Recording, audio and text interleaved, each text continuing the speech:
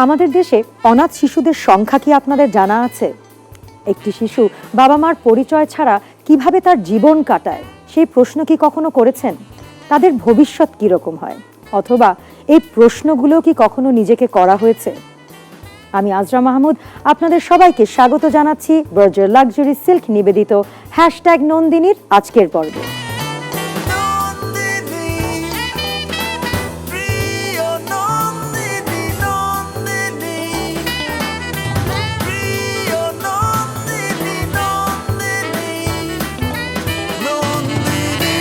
সমাজ ও মায়ের বোঝা শিশুদের বুকে টেনে নিয়েছেন আমাদের আজকের নন্দিনী। তিনি একসময় অন্ধকার জগতের মানুষ ছিলেন, খুব ভালো করেই জানেন অন্ধকার জগতে জন্ম নেয়া শিশুদের অনাদরের চিত্র।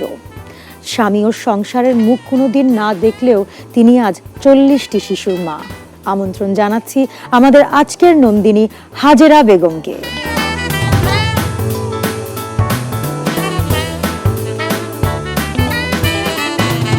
এই যে অনাথ শিশুদের জন্য কিছু করার স্বপ্ন নিয়েই আপনি গড়ে তুলেছেন শিশু নিবাস।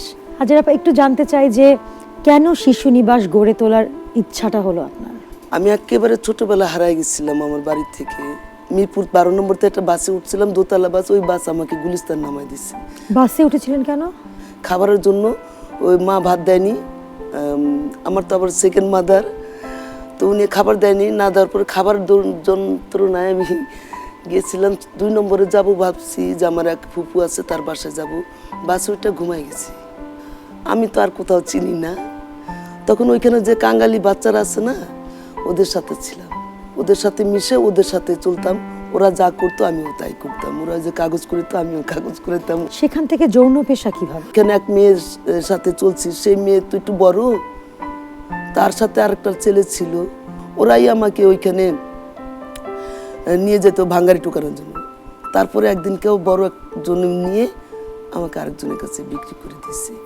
তখন বয়স 10 কি 11। ভবঘুর আশ্রয় কেন্দ্র গেছি, সেখানেও অনেক ধরনের নির্যাতন দেখছি। তো সরকারি একটা আশ্রয় কেন্দ্র আছে যেটাকে আগের মানুষ লঙ্গরখানা বলতো, ওইখানেও আমি অনেক বছর ছিলাম। তারপরে ওইখানেও অনেক নির্যাতন হয়েছে। তারপরে ওই বোতলে যখন ওরা বিক্রি করে দিল ওই ছেলেটা। আপনি জানেন আপনি বিক্রি হয়েছিলেন কত টাকায়? আপা বিক্রি হয়েছি পরে জানছি। আমি ওকে বলছি তুই এখানে কাজ টাজ করে খাবি। অ্যাকচুয়ালি রাস্তায় থাকতে বড় হইতেছি, তো রাস্তায় থাকতে খারাপ লাগতো। নিয়ে গেছিল এক বাসায়, কিন্তু ওই বাসা থেকে আমাকে বোতলে নিয়ে আসছি। আমি যখন পুলিশের কাছে বলছিলাম যে আমি এখানে থাকবো না, তখন পুলিশের কাছে বলার পরে ওরাই বলছে যে না, এই মেয়ে থাকতে চায় না। তখন ওনাকে অনেক টাকা দিয়ে করেছে। পরে আমাকে যখন মারছে তখন বলছে তোমাকে কি আমি মাগনা আনছি, তবে টাকা দিয়ে কিনে নিছি। প্রতিনিয়তই কি মারতো? অবশ্যই, ক্লায়েন্ট না নিলে তো আমাদেরকে মারতো, ক্লায়েন্ট নিত। আর আমি ছোট মানুষ, ক্লায়েন্টের তো মানে প্রস্তুত ছিলাম না ক্লায়েন্ট নেওয়ার জন্য। টাকা না পাইলে আমাকে মারবে না, উনি টাকা দিয়ে কিনে নিছে না। হাজেরা আপা, অনেক কষ্টর কথা, কিন্তু তারপরও জানতে চাইবো যে কোনো ভয়াবহ স্মৃতি যা কখনো আসলে বলা হয়নি। আমি যখন আশ্রয় কেন্দ্রে ছিলাম তখন ওইখানে একটা স্যার ছিল, আমি তখন আরো 10 বছরের বয়স। ওই লোকটাই তো প্রথম আমাকে ওই লোকটাই জোর করছিল, কাজের কথা বলে নিয়ে আসছিল আপা ওনার বাসায়। কাজ করতে আসছি, তো ওই লোকটাই আমার শরীরে হাতিছে। আমি যখন চিৎকার করছি, পাশের বাসার মানুষ আসছে, উনি বলছে যে তরকারিতে লবণ হয়নি, এর জন্য মারছি দেখে চিৎকার। আমি তো রান্নাই করিনি, তোর তরকারিতে লবণ দিব কি করে কন্ত?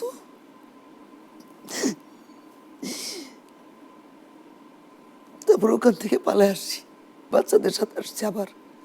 তখন ওরা বলছে তুমি একটু বড় হয়ে গেছো, তোমাকে দিয়ে এটাও হবে, এখানে থাকতে পারবে না। পরে সে না আমি বিক্রি হয়েছি।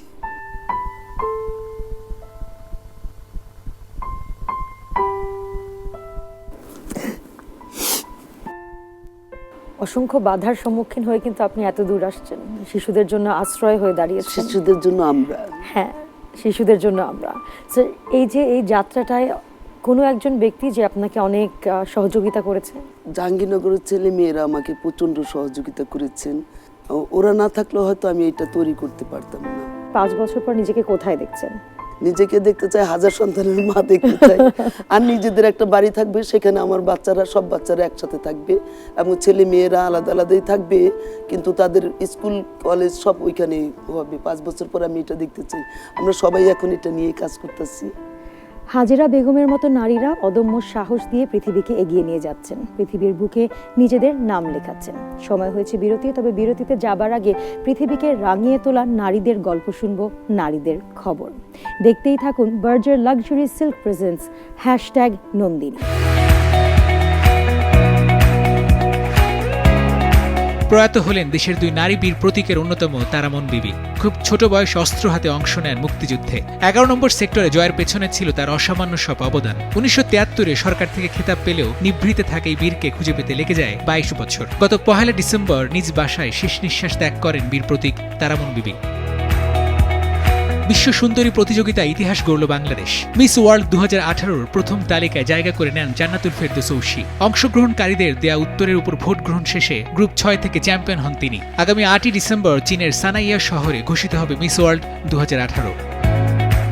নারীদের জন্য বিপজ্জনক দেশের তালিকায় শীর্ষে রয়েছে ভারত, দ্বিতীয় অবস্থানে আফগানিস্তান, আছে পাকিস্তানের নামও। স্বাস্থ্য, অর্থনৈতিক উন্নয়ন, সাংস্কৃতিক চর্চা, যৌন হয়রানি, অন্যান্য নিপীড়ন ও নারী পাচার, এই দিকগুলি বিবেচনায় থমসন রয়টার্স ফাউন্ডেশন নারীর জন্য অনিরাপদ শীর্ষ 10টি দেশের তালিকা তৈরি করেছে। তালিকায় 5ম অবস্থানে আছে সৌদি আরব, এখানে 10 নম্বরে উঠে এসেছে মার্কিন যুক্তরাষ্ট্রের নামও।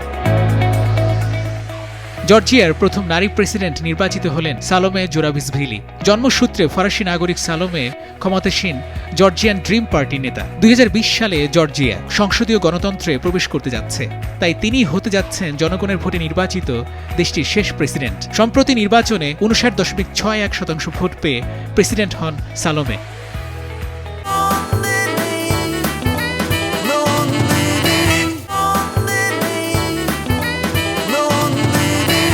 বিরতিতে যাবার আগে কথা বলছিলাম আমাদের আজকের নন্দিনী হাজেরা বেগমের সাথে, যার জীবনের বড় একটি সময় কেটেছে রাস্তায়। অনাথ হাজেরা আজ অনাথদের আশ্রয়ের নাম।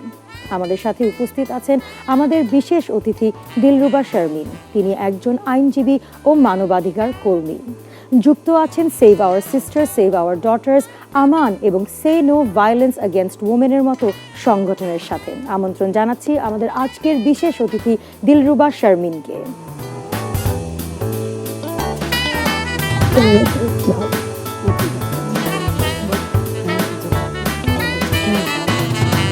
দিলরুবা, আপনি তো আমেরিকান বার অ্যাসোসিয়েশনের রুল অফ ইনিশিয়েটিভসে কাজ করেছেন ওমেন রাইটস নিয়েই। সো সেই জায়গাটা থেকে একটু জানতে চাই যে আমাদের দেশের আসলে যৌনকর্মীদের রাইটসের অবস্থাটা কি? আমাদের সংবিধান আর্টিকেল 27, 28, 29 এবং 40 বলছে যে আইনের চোখে সবাই সমান এবং নারী পুরুষ নির্বিশেষে women shall have equal rights like main.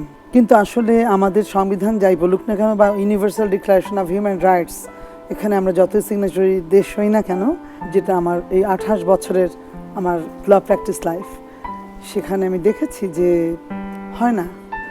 কেন হয় না? আমি বলতে পারবো না এভাবে যে পুরুষতান্ত্রিক সমাজ ব্যবস্থা। আমি যদি বলতে চাই তাহলে বলবো যে পুরুষতান্ত্রিক মানসিকতা, সেটা একটা মেয়ের মাঝেও থাকতে পারে, একটা পুরুষের মাঝেও থাকতে পারে। যেমন ধরুন যে একজন কমার্শিয়াল সেক্স ওয়ার্কার, তিনিও কাজ করছেন না, আমি একজন আইনজীবী, আমিও কাজ করছি। তো আল্লাহ না করুক আমি যদি ভয়েস রেইজ করি যে আমার এই সমস্যা হয়েছে, তো সেক্ষেত্রে সবাই আমার পাশে এসে দাঁড়াবে। কিন্তু একজন কমার্শিয়াল সেক্স ওয়ার্কার, তিনিও কাজ করছেন, তাও পেটের জন্যে, কিন্তু তার যদি কোনো সমস্যা হয়, তিনি যদি কাউকে না বলেন, সে নাটা গ্রহণযোগ্য না। হ্যাঁ, এবং তিনি যদি কখনো রেপড হন, তখন ধর্ষণ হলে তখন ধরে নেওয়া হয় এটা খুব নরমাল, তার আবার হওয়ারই কথা, তার তো হবারই কথা। আমি দীর্ঘদিন এদের রাইটস নিয়ে কাজ করেছি এবং করে যাচ্ছি স্টিল। তো দেখেছি যে এই বিষয়গুলো নিয়ে আসলে কথা বলতেই মানুষ খুব অস্বাচ্ছন্দ্য বোধ করে। অথচ আমরা নিজেরাও জানি আমাদের সমাজ ব্যবস্থায়, আমাদের মানে আমাদের সুস্থ সুন্দর রাখার জন্য এদের কত ইতিবাচক ভূমিকা আছে। আইনজীবী হিসেবে না, মানুষ হিসেবে যখন এ ধরনের কেস আপনার কাছে আসে, সেটার অভিজ্ঞতা যদি একটু শেয়ার করতেন। আমি যতটুকু না আইনজীবী তার চেয়ে অনেক বেশি আমি নিজেকে মনে করি মানবাধিকার কর্মী। যখন এই ধরনের কেস আসে আমি প্রথমে ওই জায়গাটা নিজেকে নিয়ে যাই যে এই জায়গাটা আসলে আমি কখনোই ভাবি না যেটা আলাদা কেউ।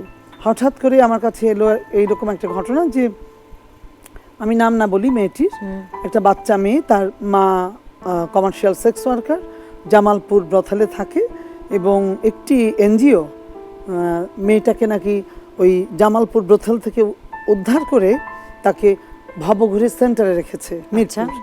এবং মিরপুর ভবঘুরে সেন্টারে মেয়েটি ধর্ষণ হয়েছে এবং পাহারাদার দ্বারা, এবং এটা আমার কানে চলে আসে। আমি অনেক ঝুঁকি নিয়েই যাই এবং শেষ অবধি মেয়েটিকে ওই এনজিওর বিরুদ্ধেই মামলা টামলা করে নিম্ন আদালতে এবং উচ্চ আদালতে, এবং শেষ অবধি আমি উপরে আল্লাহ নিশ্চয়ই, কিন্তু আমাদের জজ সাহেবরা জুডিশিয়ারিতে অবশ্যই খুবই সিম্পাথাইজ ছিলেন বিষয়টিতে, যে যেখানে রক্ষক এবং যেখানে নিরাপত্তার জন্য দেয়া হচ্ছে বাচ্চা মেয়েগুলাকে, বাচ্চা বা বয়স্ক যেটাই হোক, ভবঘুরেদেরকে, সেখানে যে কি লীলা চলছে সেটা আমি নিজে গিয়ে দেখেছি অসংখ্যবার। সেই মেয়েটিকে নিয়ে আমাকে অনেক যুদ্ধ করতে হয়েছে, এবং সবচেয়ে সুখের বিষয় যে সাংবাদিকদের যে একটা বিশাল সাপোর্ট আমি সবসময় পাই, এটা মানে অবিশ্বাস্য। ওই মেয়েটিকে আমি পারতামই না আদালতের কাছে প্রমাণ করতে যে মা হচ্ছে সবচেয়ে বড় অধিকার রাখে তার সন্তানের জন্য, এবং মা কখনোই চায় না তার সন্তানকে আবারও ব্রথেলে জীবন দিতে। এবং তার প্রমাণ দেখুন যে হাজেরা আপা না, মায়েরা কিন্তু নিজেরাই হাজেরা আপার কাছে দিচ্ছে না। সুতরাং দেখা যাচ্ছে মা কখনো সন্তানের অমঙ্গল চায় না। সেই মেয়েটি এখন পড়াশোনা শেষ পর্যায়ে প্রায়। বাহ, আপনার কথা শুনে কিন্তু আসলেই খুব ভালো লাগছে, এবং সেই সাথে গা শিওরে উঠছে যে যেখানে প্রোটেক্টেড হওয়ার কথা সেখানেই তারা প্রোটেক্টেড না হয়ে আবার অ্যাবিউজড হচ্ছে। জি জি, আসলে তাই। মানে আমাদের দেশের যতগুলো নিরাপত্তা শেল্টার হোম আছে, আমি খুব সাহসের সাথে বলতে চাই, যে কোনো ধরনের সুযোগ যদি পান কখনো ঘুরে দেখবার, আসলে বা মেয়েগুলা বা ছেলেগুলার সাথে কথা বলা, মানে অ্যাবিউজের চূড়ান্ত পর্যায়ে এখানে। বাবা, একটু জানতে চাইবো যে কোনো নারী যদি এরকম সমস্যায় পড়ে আসলে তার ইনস্ট্যান্টলি কি করা উচিত, কোথায় যাওয়া উচিত? মুশকিল। আপনার এই কথার যে সঠিক উত্তর, সে সঠিক উত্তর শুনতে খুব খারাপ লাগবে। আসলে নিয়ম অনুযায়ী যাওয়া উচিত থানায়, পুলিশ স্টেশনে। কিন্তু জনবান্ধব পুলিশ কতখানি জনবান্ধব, এ প্রশ্ন আমি গত 28 বছর সব জায়গায় রেখে যাচ্ছি। যদি আমি পুলিশের সাথে কাজ করি, পুলিশ ট্রেনিং করাই, কিন্তু পুলিশ যখন থানায় পোশাক পরে যায় তখন সে কতটুকু জনবান্ধব। শুধু পুলিশ না, আমি উকিলের ক্ষেত্রে বলবো, উকিল যখন পোশাক পরে আদালতে যায় তখন উকিল কতটুকু মানে ক্লায়েন্ট বান্ধব, প্রশ্ন। তো পুলিশের কাছে যাওয়া উচিত নিয়ম অনুযায়ী। সবচেয়ে যেটা আমি সমস্যা বোধ করি যে আমাদের সমাজ কল্যাণ মন্ত্রণালয়ের, যখন এই কথাটা আপনি বলে উঠলেন, আমার প্রশ্নের উত্তরে লম্বা একটা শ্বাস নিলেন। কিন্তু আমার কাছে এরকম মামলা আছে যে বাবার দ্বারা আনসেফ মেয়ে, ভাইয়ের দ্বারা আনসেফ মেয়ে, শ্বশুরের দ্বারা আনসেফ মেয়ে, ভাসুর দেবরের দ্বারা আনসেফ। তাহলে সেফটিটা আসলে কোথায়? রাস্তায় সেফ নেই, কাজে সেফ নেই, ঘরেও সেফ নেই। মেয়েদের একটাই পথ, মেয়েদেরকে এগিয়ে যেতে হবে এই সবকিছু উপেক্ষা করে। আজকে হাজিরা আপা যে পর্যায়ে এসেছেন, আমি এরকম অসংখ্য মেয়েকে আগে স্যালুট করি। আমি মনে করি যে এদেরকে জাতীয় সংসদে যাওয়া উচিত, তাহলে একটা গোষ্ঠীর প্রতিনিধি অন্তত কিছু বলতে পারবেন। আমাদের দেশের ডেভেলপমেন্টটা আসে কোত্থেকে? সবচাইতে বেশি গভর্নমেন্টের না, 90% সরকার করছে, 10% এনজিওরা করছে। তো সরকারের তো অনেক সুযোগ আছে। সাপ্তাহিক যে মাননীয় প্রধানমন্ত্রী যে মিটিংটা হয় সোমবার দিন, ইন্টারমিনিস্ট্রিয়াল ক্যাবিনেট মিটিং, ওদিন যদি প্রত্যেকটা মন্ত্রণালয়, আন্তঃমন্ত্রণালয় থেকে একটা ইস্যু যায় যে নারীর বা কন্যা শিশুর অবস্থানের কথা মানে একটাবার যদি আসে, অনেক বড় বিষয়। আমাদের আজকের টপিকটি আসলে এতই সেনসিটিভ, পুরো একটি দিন দিলেও কিন্তু যথেষ্ট হবে না। আমাদের সময় হয়ে গেছে বিরতি থেকে এসে আমরা আমাদের কথোপকথন চালু রাখবো। আমাদের আজকের পর্ব উৎসর্গ করছি এঞ্জেলা গোমেজের নামে। তারপরে নিব ছোট্ট একটি বিরতি থেকে ফিরে এসে আমাদের সাথে থাকছেন আমাদের আজকের নন্দিনী হাজেরা বেগম এবং বিশেষ অতিথি দিলরুবা শারমিন। দেখতেই থাকুন Berger luxury silk presents #Nandini. Angela Gomez সমাজসেবক এবং একজন নারী অধিকার কর্মী।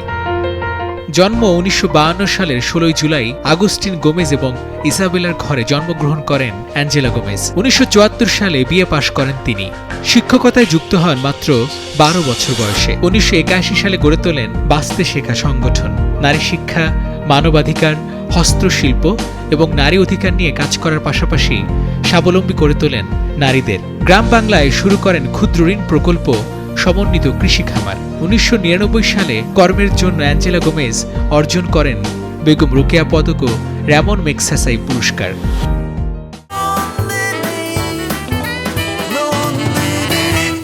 আবারও স্বাগত বার্জার লাক্সারি সিল্ক নিবেদিত #নন্দিনীতে। আমাদের আজকের নন্দিনী হাজেরা বেগম অসহায় শিশুদের স্বাবলম্বী করে তুলছেন, তাদেরকে নতুন স্বপ্ন দেখার শক্তি গড়ে দিচ্ছেন। দিলরুবা, আমাদের মা হাজেরা এবং তার সন্তানদের উপর ছোট্ট একটা অডিও ভিজুয়াল তৈরি করেছে আমাদের নন্দিনীর টিম। চলুন তো দেখে আসি।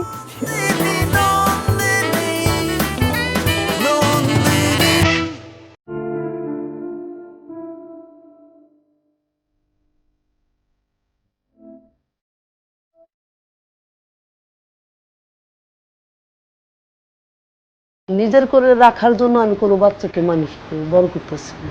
একদিন এই বাচ্চা বড় হবে, চলে যাবে, আমি আবার বাচ্চা বড় করব, আবার বাচ্চা চলে যাবে, ওরা আবার সহযোগিতা করবে আমাকে। অনেক বছর পালছি, ছোট থেকে বড় করছি। একদিন ওর মা 7 বছর পর এসে কয় কি আমার বাচ্চা দিয়ে দেয়।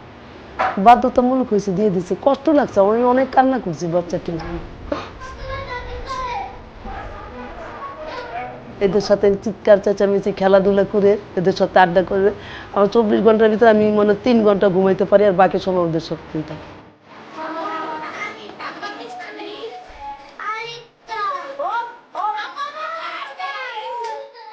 খাবার কম হয়ে গেছে গা, একজনটা আরেকজনে দিয়ে দেয়, মা ওরে দাও তো, আমি একটু পরে খাই। এরা তো অনেক বড় হবে, অনেক বড় বড় কাজ করবে, মানুষ হবে, একদিন বুঝবো, আমার কথা বুঝবো না, বুঝবো। তা একটা বাচ্চা আছে না, আয়া কয় মা কি লাগবো কও, তখন ভালো লাগে।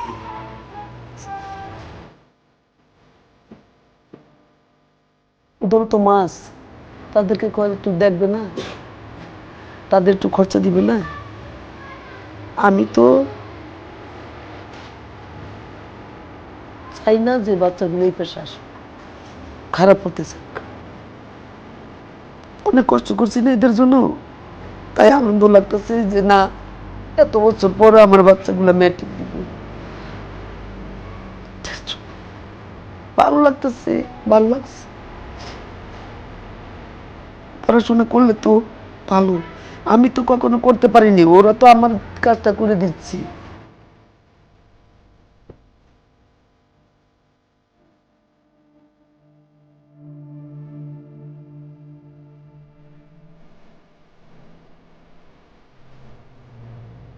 যদি পাওয়ার থাকতো তাহলে দেশের ভিতর যত খারাপ জিনিস আছে সব আমি তুলে দিতাম, যেমন শিশু নির্যাতন, শিশু ধর্ষণ, বাচ্চা পাচার।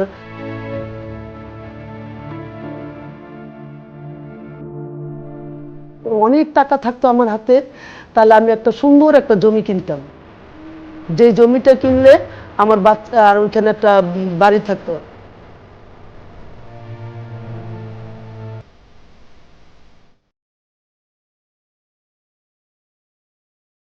হাজেরা আপা, দিলরুবা আপাকে আপনি আজকে সামনে পেয়েছেন, কিছু বলতে চান?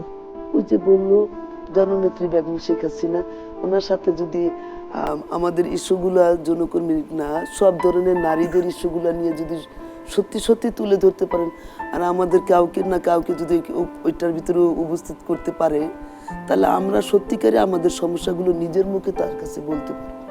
অনেক বড় চাওয়া আসলে, অত সহজ চাওয়াটা না। যৌক্তিক চাওয়া, কিন্তু আসলে কি আমরা কেন সংসদ সদস্য নির্বাচিত করি? তারা তো জনপ্রতিনিধি না, অবশ্যই। তারা আমাদের কথাগুলো বলবেন, এটাই তো আমাদের চাওয়া। হ্যাঁ, আজকে হাজিরা আপা যদি এই ধরনের ইনিশিয়েটিভস নিতে পারেন, তাহলে আমি দিলরুবা শারমিন কেন পারবো না। বা কেন আমি করিনি? আসলে এই ঠিক আছে? প্রশ্নটা আমাদের নিজেদের সবারই করা উচিত নিজেদেরকে, যে আজ যদি হাজেরা আপার মতো একজন মানুষ শিশু নিবাস গড়ে তুলতে পারে, তাহলে আমরা কেন না? কি আমরা অনুষ্ঠানের একেবারে শেষ প্রান্তে যদি কিছু বলতে চান যা কখনোই বলা হয়নি? যে কোনো নির্যাতনকারীর মানুষের উপরে যদি হাততালি না দিয়ে তাকে সহযোগিতা করে বা তার পাশে দাঁড়ায়, তাহলে আমাদের দেশে নারীরা নির্যাতন হবে না, এটা আমি মনে করি। বা আমাদের দেশের নাগরিকরা যদি এগিয়ে যায়, তাহলে যারা নির্যাতন করে তারা বেশি দিন টিকবে না। ভালো বলেছেন দিলরুবা আপা। আপনার যদি কোনো কিছু বলার থাকে? নিশ্চয়ই। সমস্ত দর্শকের কাছে আমার একটা অনুরোধ, যে আপনার আশেপাশে ঘটে যাওয়া প্রত্যেক দিনের অনাচার, এর বিরুদ্ধে রুখে দাঁড়ান। সেটা যে কোনো নারী, যে কোনো শিশু, যে কোনো মানুষের উপর, বিশেষ করে যারা ভালনারেবল গ্রুপ, যাদেরকে আমরা বলছি যৌনকর্মী, তারা মানুষ এবং তারা ঠিক আমাদের মতোই, তাদের ক্ষুধা, আশা, আকাঙ্ক্ষা, স্বপ্ন সব আছে, এবং তারা আমাদের সমাজের অনেক নোংরা আবর্জনা পরিষ্কার করছে, যার জন্য আজকে আমার আপনার মেয়ে নিরাপদ। আপনারা দুজন অনেকেই ব্যস্ত থাকেন, আপনি তো আপনার 40টি শিশুকে নিয়ে এবং আপনি সেই শিশুদের মাদেরকে নিয়ে। নিশ্চয়ই। আপনারা দুজনই আমাদের নন্দিনী এবং আপনাদের দুজনকেই স্যালুট। আপনাদেরকেও স্যালুট। নাগরিক টিভি নাগরিকের কথা বলছে, এটাই সবচেয়ে বড় কথা।